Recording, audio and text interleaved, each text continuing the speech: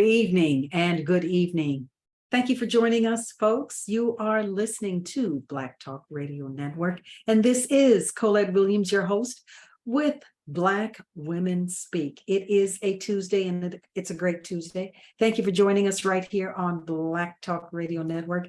This is where you get all the news and views that you can use. We've got a great guest this afternoon. He is going to share with us how we're going to shatter the negativity on hip hop music and rap music. We're going to talk about that. We're going to get in deep with that. And he is Kwabena, and I'm not sure how to pronounce the last name, but he's going to tell us how to get there and what we need to do. So folks, settle in, strap yourselves in, because this is going to be a whirlwind, wonderful conversation. And we're going to shatter the airways and bring it back so that you get a clear understanding that we change the narrative right here on Black Talk Radio Network. Let's get started because we're going to probably run out of time, and you know how we do it. We bring you all the news and views that you can use. So stick with us right here on BTRN Radio. Let's get started. Kwabena, how are you? Am I saying Kwabena right? Yeah, that's fine. Kwabena, that's fine. Kwabena. And what does Kwabena mean? It means born on Tuesday. It's an Akan name. Got it when I went to Ghana at the beginning of this, right near the end of the last century. It means born on Tuesday. Yes, the male child born on Tuesday. Ah, okay. And that was given to you when you were in Ghana? Yeah, I mean, you could just take it, you know, what day you were born on. But yeah, I had the name that was given to me was Sakidi, and that's the name that was given to me. And I took my father's name, which is Rasuli, and my uncle's name, which is Jijaga. So I got my whole name is Kwabena Sakidi Jijaga Rasuli, and Rasuli means the messenger. Okay, and you got all that from Ghana? I got some of that from like Sakidi and Rasuli are Swahili names, and so my father, I got that from him early on. And Jijaga is a name from Angola that my uncle Geronimo took. Geronimo Jijaga. Okay, sounds like what's the movie Black Panther? Yes. Sounds exactly. Like sounds like Black Panther. Yes. Well, when I was a kid back in 1970, before then, my siblings and I, we all got Swahili names. And back then in the late 60s, early 70s, it was really, really important to have a Swahili name, to speak Swahili, to be a part of the movement, to be a part of and to understand what the Panthers were all about. All of those days have gone, unfortunately. My Swahili name is Tazamisha. Tazamisha. And so that's what my father got his name during that same portion in LA. He got Rasuli. And so I grew up with people with names like Majadi, Heshimu, Sagidi, Stajabu, Maisha, all of that. So I was all around that. So it's still here. Good. That's good. That's good to know. So I am Tazamisha. My sister was Kidogo. My mother was Rahima. And I believe Rahima meant, is it queen? Something like that. My brother was, what is his name? I forgot. Tazamisha, Rahima, Kidogo, Ki something. My nephew is Imani, and I forgot the other two. But we all had Swahili names, and we all went through the ceremony to be named. We went through the naming ceremony. So I have a great deal of respect. Folks don't do that anymore. They name their kids whatever they see. Francis Skeeter, the street sign. They name their kids some of these things that I don't get it. I don't get it. It's almost like they curse them, and they put these names on them that have no meaning, unfortunately. And they don't know what it means to have a name that actually means something. It has something that goes along with it. Like Imani means faith. Yes. So that is so important. Unfortunately, people don't understand how important names really are. No more. The name is so important. When we were substitute teaching, I would go to different schools. I live in Gary, Indiana, to the different high schools when we had several high schools. And one of the things I would do was get their dates, get their birthdays, and then the day they were born. And I give all the children African names. And it was because so years later they'll see me. Don't you remember you named me?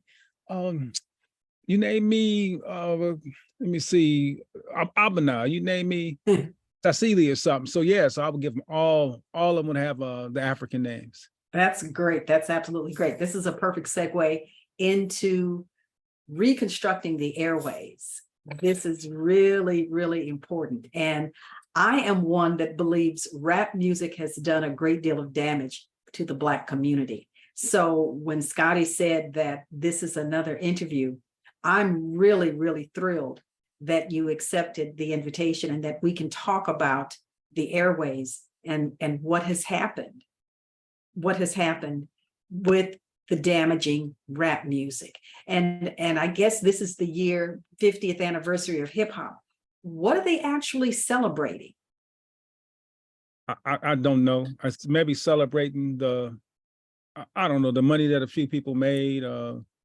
You know, I don't know. It's just so, I've been sharing, I don't really have much to celebrate. I did go to a concert the other day with some of the legendary rappers, but it's perplexing to me that we would celebrate a genre of music where currently right now and for several decades now, it's been dropping N-bombs on us constantly. Yeah. It's been calling our women B's and H's. It's been telling us to take each other's life. Yes. We celebrate that. How do you celebrate that? Are you stupid, sleep, or what?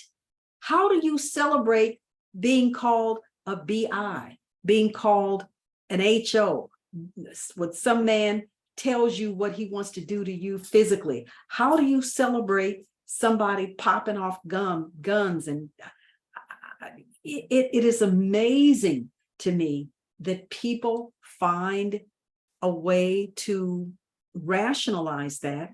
And also, someone said to me that I should not call kids. So those folks who are my juniors, I should not call them kids. They're not kids. I said, well, what are they? I said, if I call them NIG, you'd be okay with that. But if I call them a kid, you're not okay with that. But if I use the N word or the B word, you're going to find a way to rationalize that. So to me, it's the same thing in this so-called genre that is controlling the airways, which makes no sense. So how do you've mentioned that the formation of Clear the Airwaves, that project began in 2013. Can you elaborate on that and the pivotal moment when you decided to take action against radio stations that promote that vulgarity, that violent behavior, the vulgarity, calling women and girls out of their names? I got into a Lyft and this Mexican girl was the driver. And just as I began to tell her, you got to stop that, she turned the channel because it was stuff that would never come out of my mouth. It was stuff at my age, I would never allow that to come out of my mouth. So they know they know how horrible it is. And but what got us started, well, actually just being a DJ and just a lover of music, like so many other people are, just people, we just love music. It's culture. It moves us. It's the power of music. And just knowing about the classics. I mean, I'm talking about the soul from the 70s and the 80s and part of the 90s when it started to wane, just how beautiful it was, how funky it was, how much fun we had with it. And then to see where it is now, and I saw the gradual change when I was in college in the late 80s and what have you. I would hear this music when it started, how ratchet it was, how dangerous it was. And I wrote it for the school paper at Southern University. And we had a thing called the weekly wrap up. And so we would write about the horrific music. And that was part of the golden age of rap too. So we would do a top 10.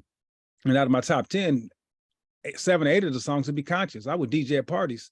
When I played at the parties, most of the songs would be conscious. I did play NWA's clean version of Gangsta Gangsta. I played the clean version, was still, everybody knew the ratchet version, but that was one song, but then we were playing some cool Modi and whatever. So that was part of the issue then. And some people say they had a secret meeting or something in the early 90s. And then, then the golden age, went away. And I moved up here to, when I got out of school, up to the Chicago area, a city called Gary, Indiana. Mm-hmm. And the stations out here were horrible. We had petitions back in. I remember going to an engineering conference in Detroit in '96. And we had a petition right now to deal with a station called 106 Jams or whatever it was called in Chicago. And that Saturday night, Tupac had got shot because I had a petition. And that Sunday morning, I mean, everybody in the whole general meeting signed the petition because Tupac had got shot, because that's what we were talking about. They promote this violence and these drop-in bombs. And then they were saying the actual Nigger, they like to say, speaking of Tupac, he tried to give it another definition, but they were saying the whole word on the radio. And so we got those petitions signed, but then it kept getting worse and worse. It got worse and worse. And so I participated in demonstrations at Chicago's Clear Channel station early on. And then we formed, I said I lived in Gary, but Gary was a city that led the nation in murders, probably 13. Really? Yeah, 13 out of the first 15 years I was here. What? And the only reason it stopped, and that's per capita, not numbers, but per capita. But the only reason it stopped because our population fell down below 100,000, up from not initially, but from a high of about 170,000. Wow. It's way up, it's probably like 80,000 now. What? Oh yeah, it's horrible. It's horrible what's happening here. And this is part of what we're dealing with on this whole, I'm sure this whole talk that we're having today. And so I work with our brother Kojo. We formed he had the Concerned Citizens Against Violence in Gary. And so we talked about how this music is promoting the violence. So we would demonstrate at the station that was close to us in a place called Hammond, Power 92, which is a Crawford broadcasting station. So we hold demonstrations there. And we held one on Valentine's, where we had one on Valentine's Day, 2012 or 2013. And we said, we love our children too much to allow you all to continue this audio rape of their minds, this violent audio rape of their minds. And so it was a cold day that day. I mean, like about 20-some degrees. And then we found out some brothers and sisters were having another demonstration and they needed some signs over in Chicago. And they wanted us to come out, and they were at the downtown Chicago at the Clear Channel station, which is now iHeart. So we went out there that Saturday. And one of the reasons why they were there, Hydea Pendleton had just got shot and killed. And Hydea Pendleton was a 15-year-old from Martin Luther King School in Chicago who was invited along with a group of others to sing at Barack Obama's second inauguration. Oh my God. Only to come home about a week or so later to be shot down. Oh my God. And so they were fed up. We were fed up. They understood that, music promotes this. And so we went down there. We had the demonstration. It was cold, 14-degree day that day. It was so cold. Wow. And Lupe Fiasco was out there. He was working at the station. He's one of our conscious hip hop artists. And he was at the station, and he took our sign up there. And I think I shared in that article. That's the last time we ever seen Lupe on that station. Good brother, and also known as one of the best hip hop artists around, but from Chicago, and gets no play on Chicago radio, no play. So after that, we formed we started meeting with a group of brothers and sisters from Chicago, and we formed the Clear The Airwaves Project. So what is the best hip hop artist? What classifies that person as the best hip hop artist? On my classification, they got to be conscious, and they got to, I agree with Gil Scott-Heron. If they ain't saying nothing in their songs, just do an instrumental, especially during the times such as this, when we are. But so my thing would be somebody like I said, like a Lupe, like a Chuck D, like a Big Crit. We got Young Conda, Don, D1. There's so many. I'll stop. Sisters like Ciroc, Lauryn Hill, and so. It's a lot, and there's a lot of other conscious hip hop artists who do that, and all of them, not all of them, but too many of them drop too many N-bombs. So we got to get on them about that, and we'll talk about that some more too, I hope. But that is the most disgusting, despicable, it is dangerous, it is in the history of English or any other language. It really is. And you know what? As you were saying that, it just hit me. Back in the late 60s, let's say 67 to 74, 75, I never heard music that contained vulgarity and the N-word. Never did we hear the N-word. Those were words that we just did not use. We did not use them on a daily basis, and we did not hear them in our music. Now, there are people that say the music back then is just as bad as the music today. Wrong again.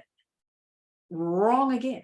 Okay, because they say things like sexual healing, or they say things like, I want to groove you tonight, or something like that. I would much rather have that, because I want to groove with you tonight. You don't know what that means. That could mean sitting on a couch, reading a book. I want to groove with you just means I want to be in your company. But what we hear today, dancing, you could be dancing, grooving. Dancing, absolutely. And what we hear today leaves, the only thing that you can have in your mind is it's vulgar, it's musical rape. That's what it is. It's rape to a beat. Because for somebody to say what he's going to do, and he is explicit, what is that? That is not music. And we unfortunately have been sold a bill of goods in that. And it has done so much damage to our communities and to the young people. So you say in your essay, it's clear that certain music and radio stations have a profound impact on our communities. And we know good and well that it does. Can you describe the most notable changes that you've witnessed due to these influences? And let me tell you, where do we begin? What do you say? Just the way we treat each other, how we don't love each other like we should. I mean, I saw this sister on this piece. She was in her 40s, and beautiful sister, not married, and she was lamenting that and talking about that. Well, maybe it's because I just haven't found the one that ran across the one. I'm like, it's bigger than you. It's a whole thing where Black women aren't getting married anymore. Black people aren't getting married anymore. And one of the things I say about, I think near the turn of the century, there was a stat that came out that 40-some% of women in their 30s had never been married. And so now I read recently that nearly half of Black women, these are Black women, nearly half of Black women have never been married. Mm-hmm. So I asked the question, well, who gonna marry him? Why would I marry a Black woman when every time I turn the radio on, them H's ain't loyal is being played? Or I will never wife her, I'll only one nighter. Women are full of lies. I just F them and pass them to my guys. Really? That's a song they play. You're kidding. No, that song that was played about a decade ago. They played it in hot rotation all the time. You're kidding. Yep, songs like I'm a dog, I'm gonna treat her like a dog, beat her like a dog, feed her like a dog, and pass her to my dogs. We're gonna hear some stuff tonight. I mean, I'm gonna try to keep it, I'll keep it respectful as I can, but this stuff it's worse than you think. It is. Oh my God. Okay, so wait a minute. Do you believe that the FCC has fallen short of their duties? The FCC won't allow the N-word or the F-bomb or certain things be said on the air, but they allow this. They allow this kind of stuff and they don't stop it. So their standards are in the toilet when it comes to this kind of whatever it's called. So how do we get with the FCC, or how do we take measures into our own hands?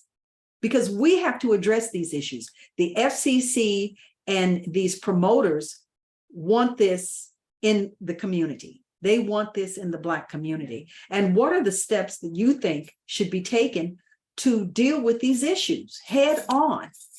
No, we've worked with the FCC. As a matter of fact, one of our groups that we work with was Rage Against the Ratchet. So they would complaints, and also industry ears, Lisa Fager and Paul Porter. out of DC, they would share how you get to a FCC complaint form. It takes about 4 or 5 minutes at the most to fill out the form, because the FCC, the Federal Communications Commission, they govern these broadcasts like Yes. all over. But they have decency standards. They say we uphold First Amendment rights to free speech. However, because our children may be listening at certain times on these stations or outlets that we govern, we have to have some standards. They call those decency standards. And they're simple. You cannot play profane or indecent content between the hours of 6 o'clock in the morning and 10 o'clock at night. Again, because those are the hours that our children are most likely to be listening. Oh.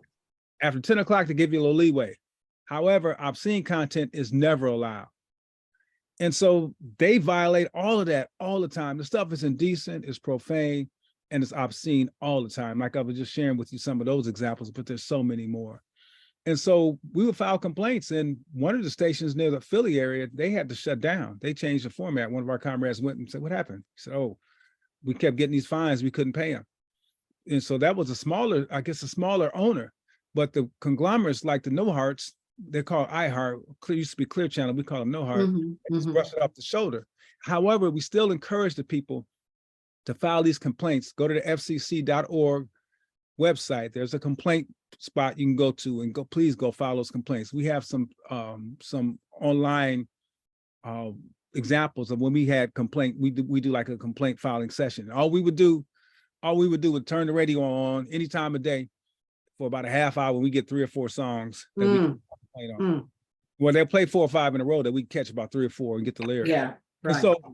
And so we Clear the Airwaves Project, my comrade Bernard, Sister Terry, and myself, we got a petition together, and we put it on change.org. And while we were doing that, we're constantly putting out propaganda of information. And we put out this flyer from a 2010, July 2010 protest we had at one of the stations here, the one I was talking about earlier, the Crawford Broadcasting Station. And so the sister Layla saw it and thought we were talking about 2020. This was just a few years ago. And so she jumped all on it. We got to do something about this. And Sister Freeze a little bit. This is from 10 years ago. We're not about to go out. We should have, but we're not about to go out in the next couple of days. But she said, "I want to work with you all." So she started working with us. We worked on that petition even more. We put more information out there on it. We got well over 1,000 signatures. And then we took those and we filed complaints with the FCC, formal complaints with the FCC. We got counsel with Bob Law and others with our group, and iHeart Station, iHeart Conglomerate, which is their channel, they had to respond. The Crawford Station had to respond, and their lawyers responded to our complaint with some weak arguments. So we responded back. And so this was again in summer of 2020. We did not hear back from them, from the FCC, until we had to get with our Congressman Frank Morvan to put pressure on the Federal Communications Commission, because they report to Congress, give us a response back. So it was Black Music Month of 2021 when we got our response back from the Crawford Station. And they ruled in favor of the Crawford Station, saying that they trust that their licensees are providing content that's in the best interest of their listeners. What? Yes, that's what the FCC did. And we gave them all sorts of examples about my Drago. I run with my Drago, which is an assault weapon, and I'm making them dance while I'm shooting up the party, the block party. Oh yeah, we gave them all these kind of examples. Examples about, like GCI one time, they played 2 songs in a row about shooting you in the face. 2 songs in a row, straight up. I got it, it's still recorded. I got it on, it's on my social media page. What? Yeah, I got it recorded as they were playing it, because we were listening to it. And we said, "Oh, wow." And then the next song came on while we were talking about it. I was like, wait a minute. I think they say it here too. And that was an NBA Youngboy song where he said, "Shoot you in the face." And NBA Youngboy, by the way, is the brother who John Morant was listening to pretty much both times when he got in trouble flashing his guns. You're naming things that I don't know anything about. I've never heard of anything like this. The overarching, however, the only one that you mentioned that I can recall is NWA.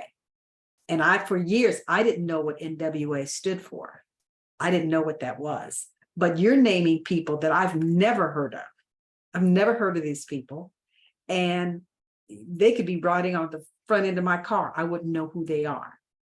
They don't mean anything to me. That's part of their plan. That's part of what they did. We had a brother Sundiata, not Sundiata Kule, Sekou Odinga was a political prisoner, and he got released several years ago. And he was talking about, I heard him speaking at a Malcolm X program in Atlanta, and he was talking about how when he got out, he noticed how they separated the families in the Yes. the music now is different, because we grew up listening to the same music our parents listened to. Now, some of the stuff, I couldn't get into, but most of the stuff we all listened to the same music. And so they separated us. So now us who are older, we can't appreciate what they're listening to. Matter of fact, this is a personal thing that it sounds so bad. Most of it does. You can't understand them. There's no instrumentation being played. And so, but that's all they've been force feeding our children. So it's a different thing. But I want to finish up with the FCC, and I'll finish up with the other. Yes, please. So that was Black Music Month 2021. So we're okay. Now what about GCI? Because Crawford, they had already got their license renewed. And so part of our complaint against them was to take their license, because they keep violating your decency standards, to just take their license. So they sided with Crawford. So we didn't hear about GCI until early last year. It was 2022 that we heard back from the FCC concerning the WGCI iHeart Clear Channel station. And once again, they ruled against us. And so they ruled in favor of the radio station. And so it's sad, but it's true. That's what they did. And the FCC, pretty much as far as we're concerned, must be in cahoots with them, because they have blatant examples, and all they have to do is turn the station on for a little while. We filed so many complaints, FCC complaints, about these two stations, and the violent, vulgar, pornographic, dangerous garbage that they push to the masses of our children and youth. Now, isn't it interesting that the FCC jumped in and outlawed payola? Okay, you can't pay anybody to play the music. But isn't it interesting that they allow this vulgarity, this profane, violent garbage on the airways, but you can't pay somebody to come in and play, I don't know, the Temptations. Okay, you can't pay anybody to play the music that should be on the airways. So I think it's a double standard. I think it is a huge double standard. So they want to promote the weaponization. They want to promote vulgarity. The more harmful it is, the better it is for the FCC, because the decency standards don't apply to us. They don't apply to us, because the damage that it does, that's the design. And we fall for that design. And you mentioned Lupe Fiasco, somebody I've never heard of. And my question is, do you believe that radio stations play a role in amplifying or silencing voices in the music industry, especially when it comes to artists who promote positivity? They don't want to hear that. Yeah, some people sometimes would talk about that we're calling for censorship, that we are. And I mentioned Bob earlier. Bob says they're the ones who call it for censorship. If it's not talking about shooting, killing, ignorant materialism, if not dropping M-bombs or B-bombs or pornography, they don't play it. They censor it if it's not doing that. And so, yeah, the radio, even though people, and this is true, the radio doesn't have as much influence as it used to, of course, but it's still there. People still listen to it. And it's still, that's the ultimate, to get your stuff played on the radio. Yeah. And so, yeah, and they have a major influence. That's why there's something called spins. How many spins these songs, if they're in hot rotation, getting like 15 to 20 spins per day.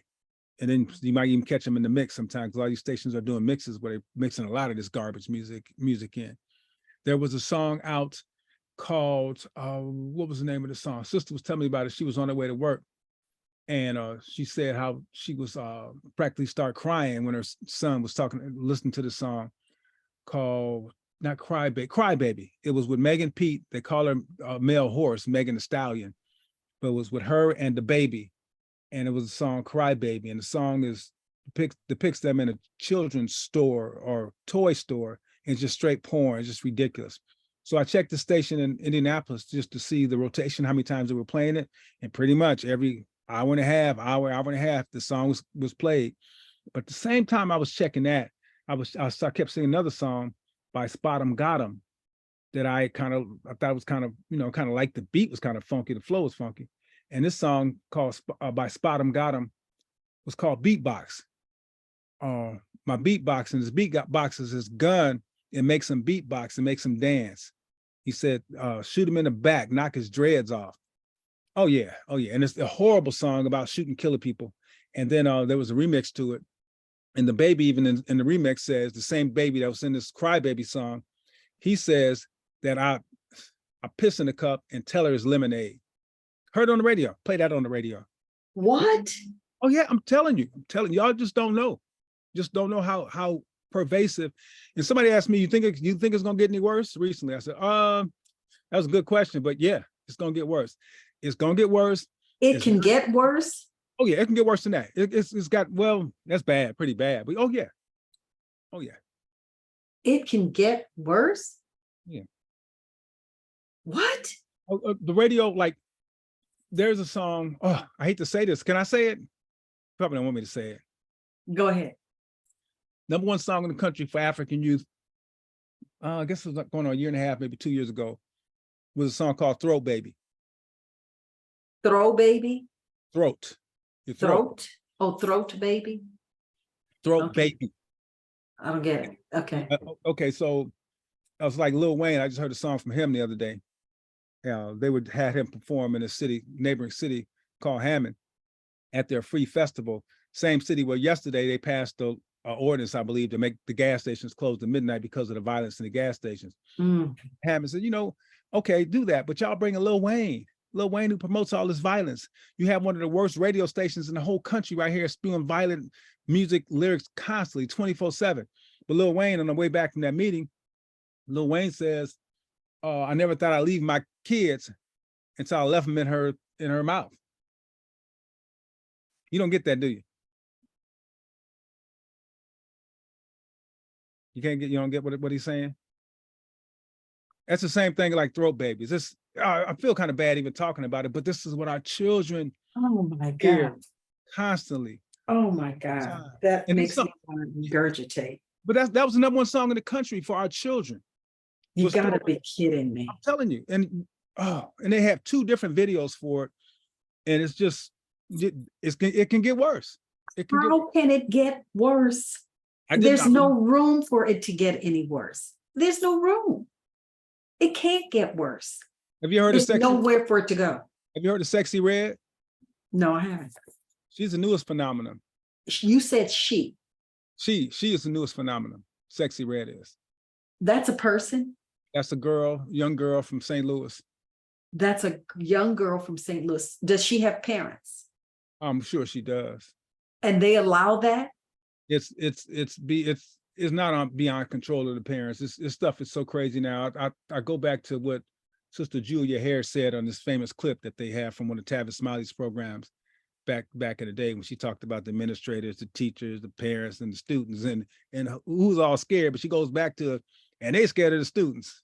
So it's totally out of control right now. Me and Scotty, we've been dealing with this for a decade now. And again, Black Talk Media Project, we've been on this for a while, and he can tell you it's just gotten worse. It's worse, and it's gonna get worse unless we do something about it. We have to do something about it, and we are.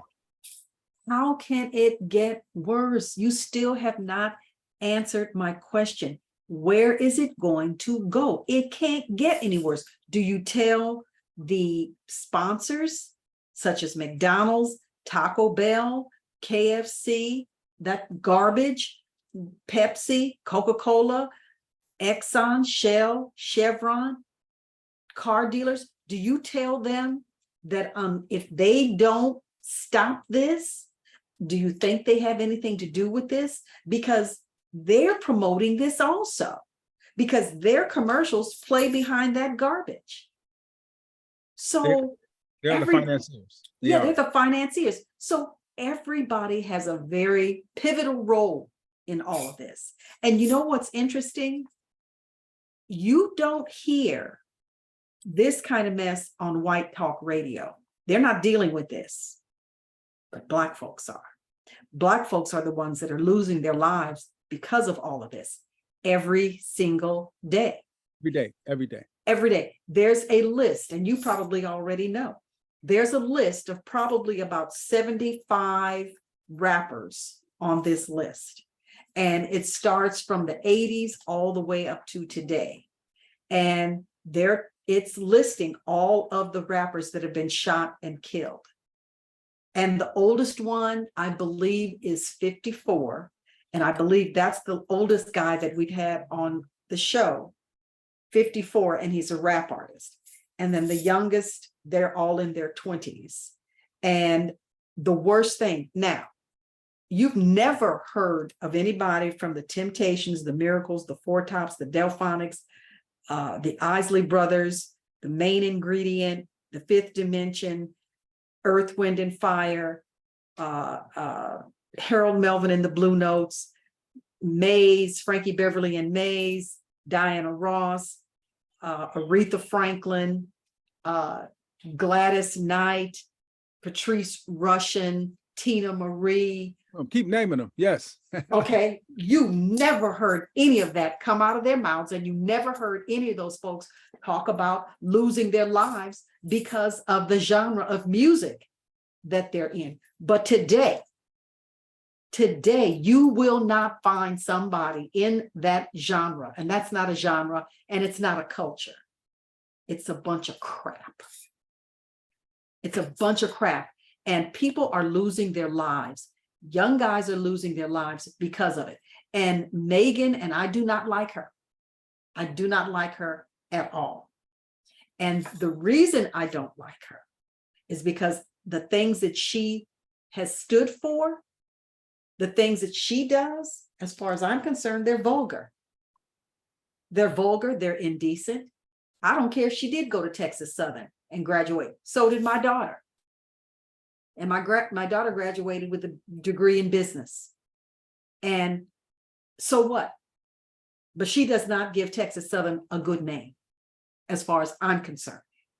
So she got shot in the foot by somebody who's a rapper, I think, who does this. Tory Lanez. Yes. I don't know what he does besides carry a gun and shoot folks in the feet. Rapper. Okay. And because he took out a gun and shot her in the foot, that is a mentality. That is a mentality. And there's nothing worse than a mentality of someone who thinks that behavior is okay. So he made the mistake, as far as I'm concerned, he made the mistake of taking his son to his trial. And he probably thought that his little boy, I think that was his little boy, going to the trial was going to sway the judge and the jury. He got 10 years. He got 10 years. You know, it's something interesting about Tory Lanez and Megan. So Megan had a song with Beyonce called Savage, where she brags about bleeding the block. You know, bleeding the block, you're gonna shoot up people and they're gonna be on the block bleeding. Oh, is that what that is?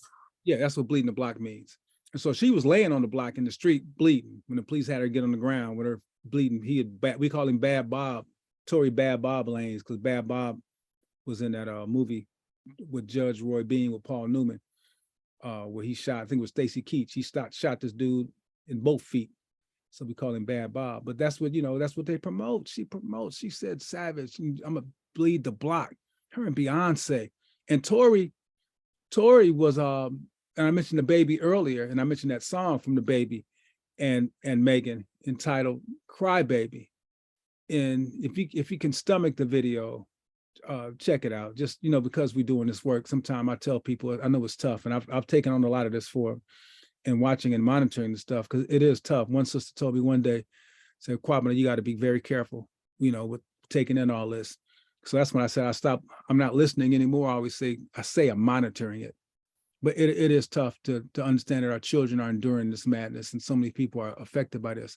But I mentioned Tory. He was at a concert a couple years ago where he was invited on stage by the baby. It was a Rolling Loud concert, and Rolling Loud, they are these bunch of minstrel fests where they invite all these rappers to come in and do minstrel shows. And mostly a lot of Europeans are there because they can afford those high price tickets.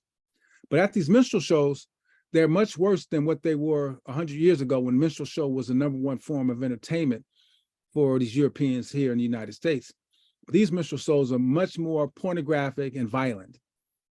And so the baby had a song called Rockstar and so many others that he performed, so many other ratchet songs. The Rockstar is interesting because it was like #1 song in 5 different countries before it became a single and a hit in the US, in 5 different countries. And he wasn't playing no guitar. His guitar was his gun. And his daughter's a G. She saw him kill an N by the age of 2.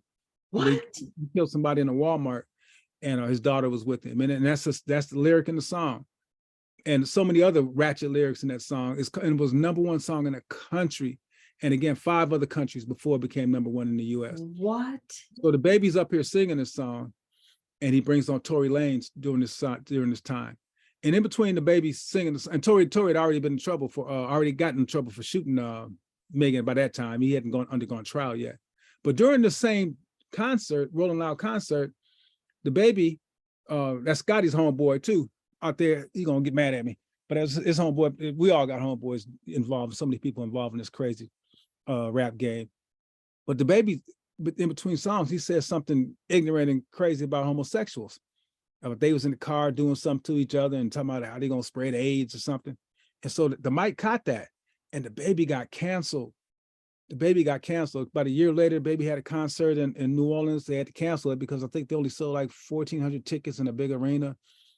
But now they starting to play his stuff again because he has a song out with, I don't know if it's Sexy Red or with Glorilla. There's a sister also named Glorilla. Her name is Gloria. She changed her name to Glorilla. So that's her song name. And we all the struggles we go through, and if some of these crackers or somebody calls us a monkey or gorilla, we raise in hell. And here the sister calls herself a Glorilla. Call yourself a savage. Call yourself adolescent. Call yourself a baby, the baby, little baby. So, but anyway, so the baby gets canceled. Hardly ever play his stuff on the radio as much anymore. He got some ratchet song he's starting to play now, but same thing. So he's able to work his way back slowly but surely, still staying ratchet and violent and disrespectful. That's the same when they talked about the lemonade and telling the girl it was lemonade after he peed in the cup. So, no, but they started to play him again. But Lupe, who was with us when we were demonstrating against this madness, they still aren't playing him, and he's still making great music, still making conscious music, addressing these issues that we have. Except for Lupe, you and them N-bombs, got to stop dropping them N-bombs, brother. We had a discussion about that too one day. But so that's how, this is just how this whole thing, and it's so pervasive. You mentioned about 75, but in 2020, there were 200 rappers who died. In 2000, yes. 2021, there were 250. And of the 250, 200 of those died from gun violence. Yes. So, and those are them. I mean, they're us, they're our people, but the people who aren't rappers that are getting killed. I mean, in Chicago, in that year, I think it was like 11 people shot every day. Every day, 11 people shot. If 11 people shot every day, 9 of them look like you and I, maybe 10. Good God. Good God.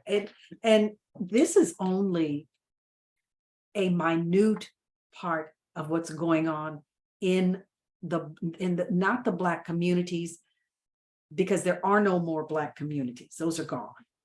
So this is something that is very, very small compared to the bigger picture. So the bigger picture is so much. It's our healthcare issues. It's issues that face us, but also face other ethnicities, but they don't have it to the degree that we do. Mm-hmm. Okay, they don't. And I say all the time that Black people need to stop including brown people in their dialogue, in their projects, in their lives, in everything, because they don't include us.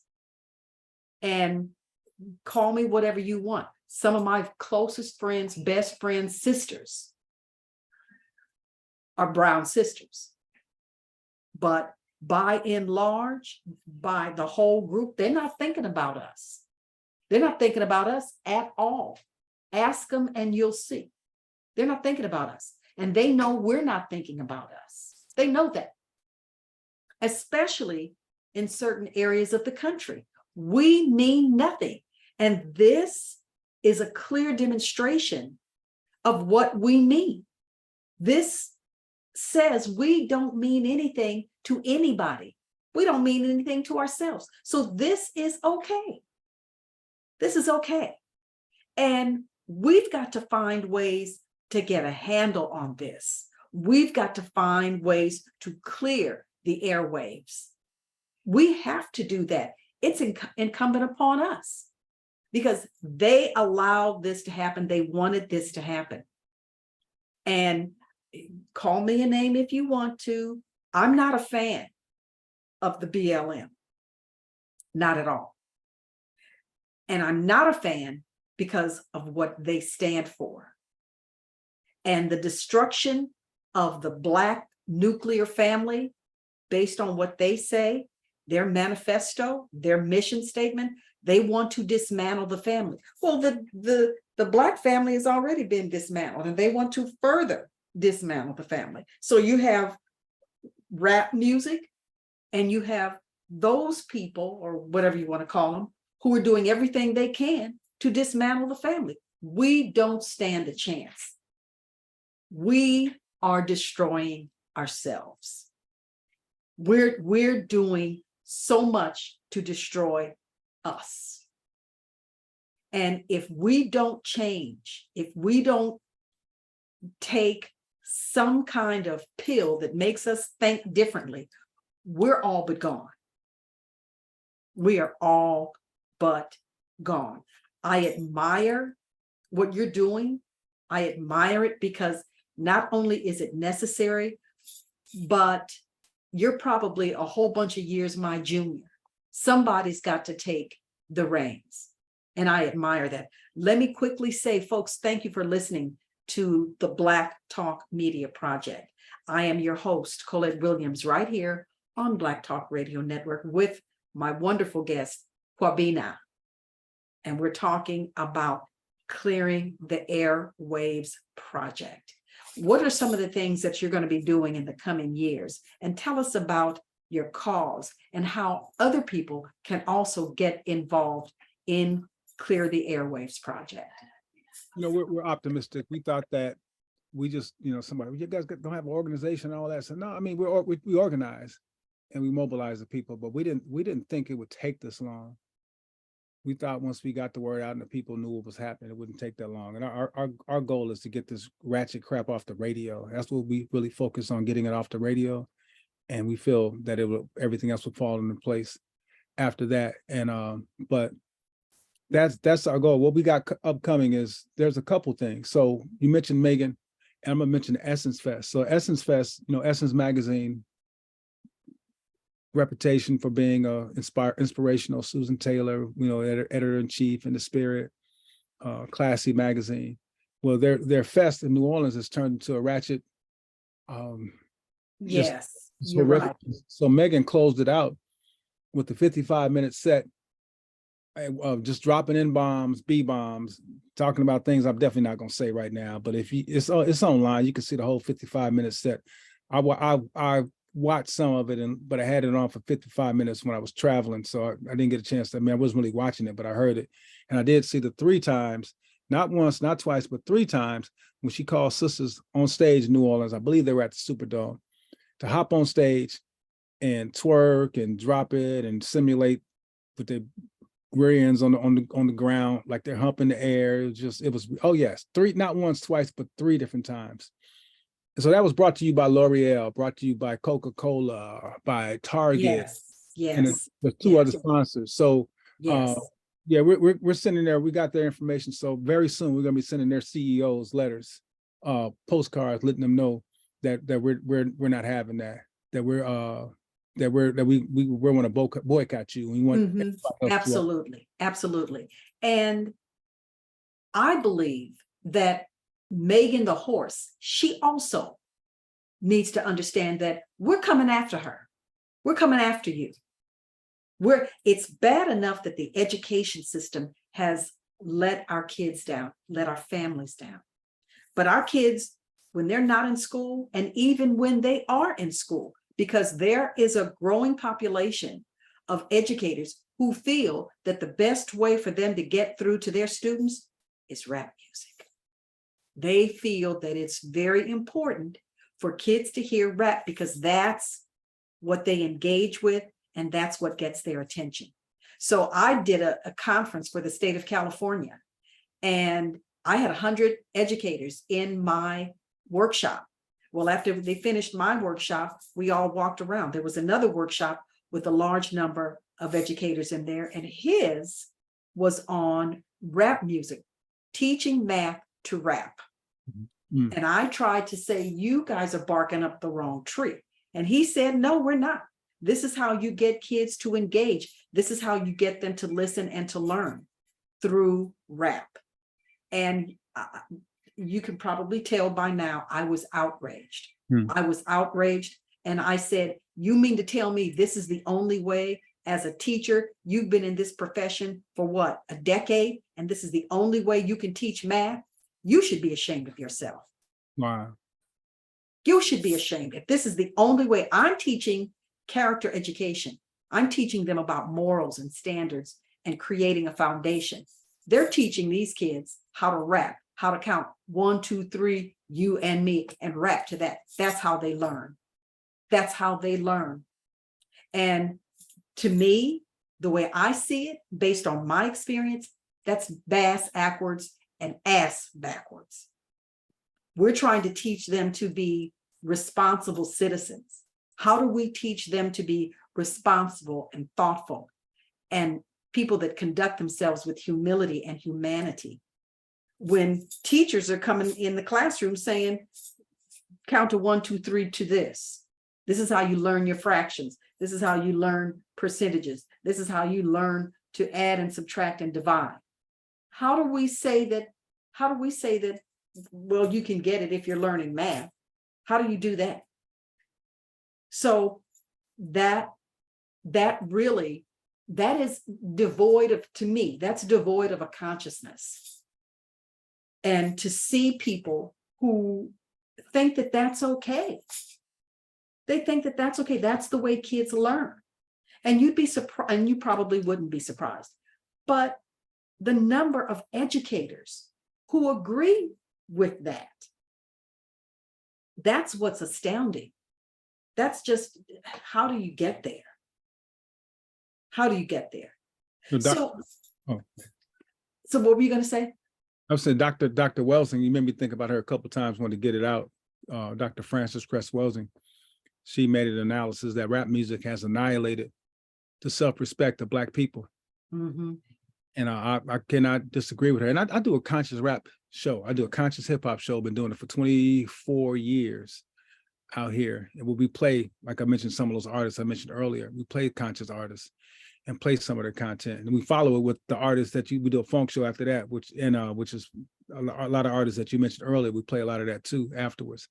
But it's it's sad. It's interesting. It's what it is. Because I went to a concert a couple of weeks ago with Confunction, Lakeside, and Midnight Star. And I was watching Stephen Shockley play the guitar. I was watching Michael Cooper play the guitar. And saying Love Train, just powerful. He's like 7 years old, I think, just blowing Love Train. And I think about how Bruno Mars and those they get all this love. I mean, they're okay, but I mean, like we have so many artists like that who could perform as well as that, and even better. And I asked my coworker, can you name a singer group that we have out right now? And he could only name one. Yes, I said the same thing. That's right. I said the same thing. Name one. Yeah. So they've gotten rid of I don't know. I mean, and the thing is, our youth, still love it. I did a presentation at Southern University a couple of years back. And with me, I brought a bunch of CDs with me. And I brought them in categories: jazz, funk, slow jams, conscious hip hop, and one other category. So when I got finished with the presentation, I told the students, go get you some music. And the first stack of music that was gone, CDs that were gone, were the slow jams. They got those quick. Not the conscious hip hop. That was the slow jams went first. because yes. they appreciate and that love music. And then I asked them, name me 3 slow jams that were out this year, and they can't do it. Yeah, They can't do it. yeah, and so they Yeah. you know, we get on Megan like we should, and these artists, and some people get on us, you guys get on the artists too much. No, we're not letting them off the hook. However, we do know that it's the industry that pushes them. You know, like Kwame Ture said, when you look at problems of oppressed people, you make a mistake when you let the oppressor off the hook. They wouldn't be oppressed if they didn't have. Absolutely. We Absolutely. do know that's the music industry and those conglomerates, those radio stations that control this. There is a thing called the N-word and its multi-layered power structure that people should look at. It's like a 10-minute video. You can find it on social media, the N-word and its multi-layered power structure. There's a thing called the NIGGA factory, or NIGGER factory, that speech from Arrested Development did. Check it out, because he breaks down the science behind what they did and what they're doing to us. So these people, they're breaking down the diabolical nature of these beasts who are pushing this stuff on the masses of our people and talking about why they do it. Yeah, yeah. So we've got just a few minutes left. So on a personal note, what actually drives you to dedicate so much time and energy and effort? Because this is a lot. What drives you to do this? And this is a notable cause, because it's going to take all of us. It's going to take all of us. So how do you get yourself up to go, and how can we all join in and really, really make some changes with this cause? You know, I don't know, my mother and father split when I was little, and my father, we had what happened? I'm trying to think what happened, because I ended up with a room to myself.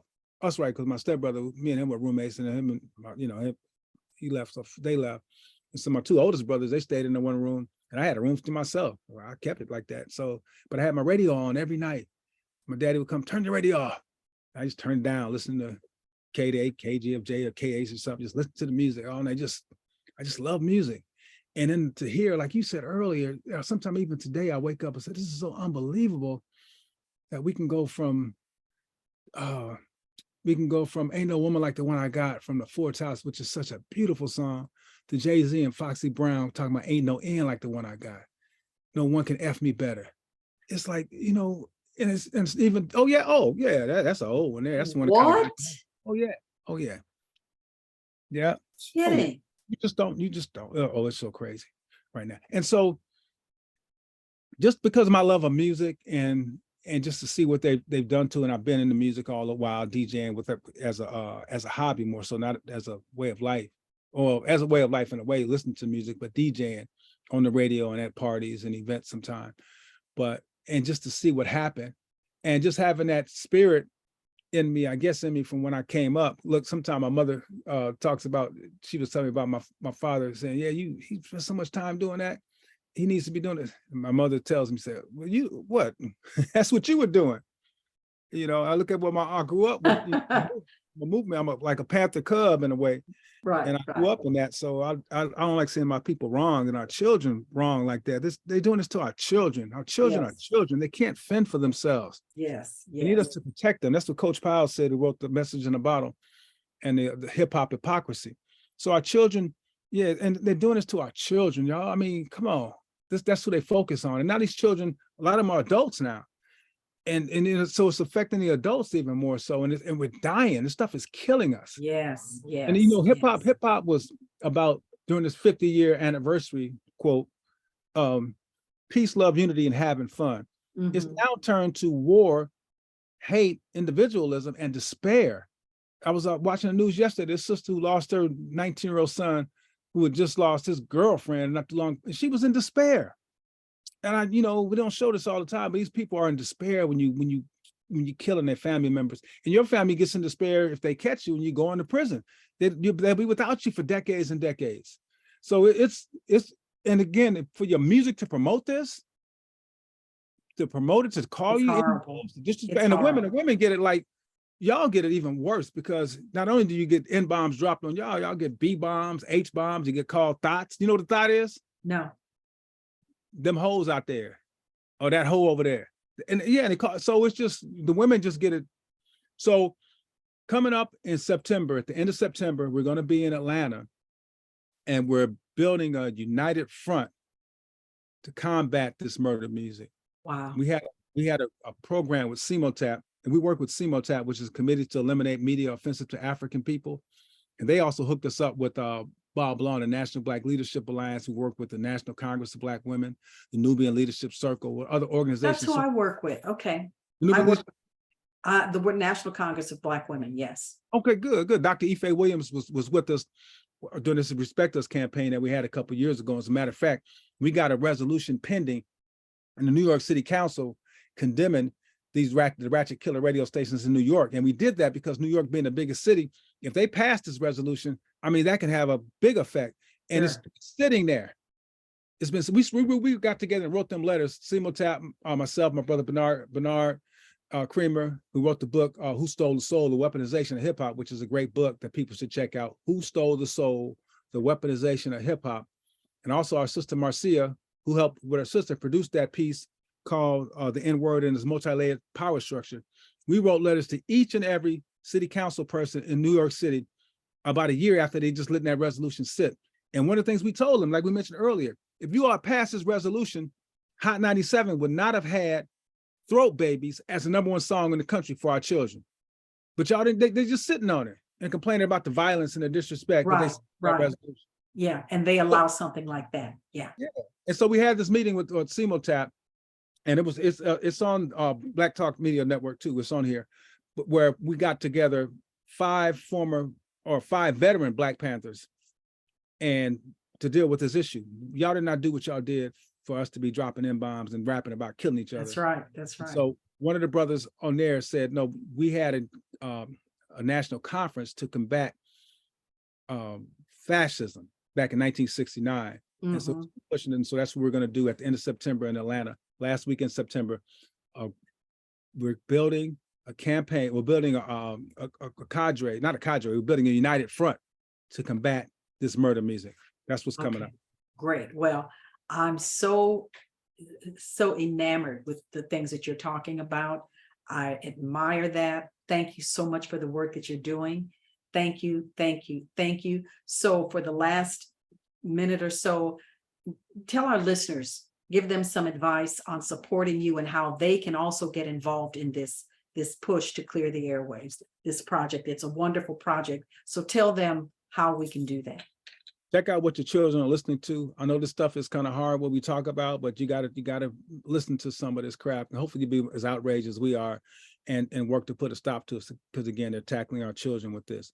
Our movement is called the Clear the Airwaves Project. You can check us out at Clear the Airwaves, and it's airwaves like an ocean waves with a V. ClearTheAirwavesProject.org. You can also get us on Facebook, and also email me at clearairwaves@gmail.com.